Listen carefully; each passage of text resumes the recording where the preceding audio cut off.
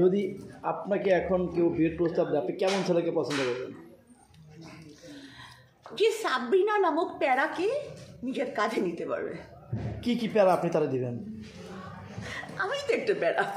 না, আছে না যে সাবরিনা অনেক প্যারা, প্যারার তো কিছু লিমিট আছে, যে এই প্যারা আমি দিব, যদি আমার প্যারা সহ্য করতে পারে তাহলে এই সাবরিনা তাকে বিয়ে করবে।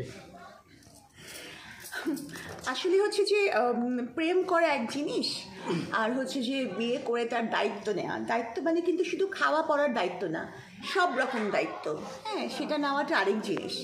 তো যেহেতু আমার মামলা আছে, আমার হচ্ছে যে আমার লাইফটা অনেক স্ট্রাগল, তারপরে আমি বন্দিনীদেরকে নিয়ে কাজ করছি, আমার প্রচুর জনহিতকর কাজ করতে হয়, সেখানে একটা ফিনান্সিয়াল সাপোর্টের ব্যাপার আছে।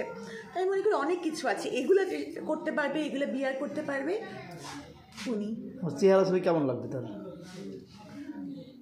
চেহারা দিয়ে কি করবো? না, আছে না জীবনের লাইফ, আপনি তো সব কিছু পেলেন কিন্তু দেখতে সুন্দর না,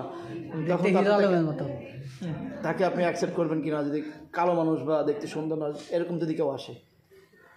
না, চেহারার দিকে আমার মানে কোনো ফোকাস নাই, মানে চেহারা এখানে কোনো ইম্পর্টেন্ট ফ্যাক্টর আমার মনে হয় না। হ্যাঁ, আমি তো বললাম যে সাব্বির নামক প্যারাকে কাঁধে নিতে পারবে এবং দুনিয়ার ইতে দাঁড়াতে পারবে।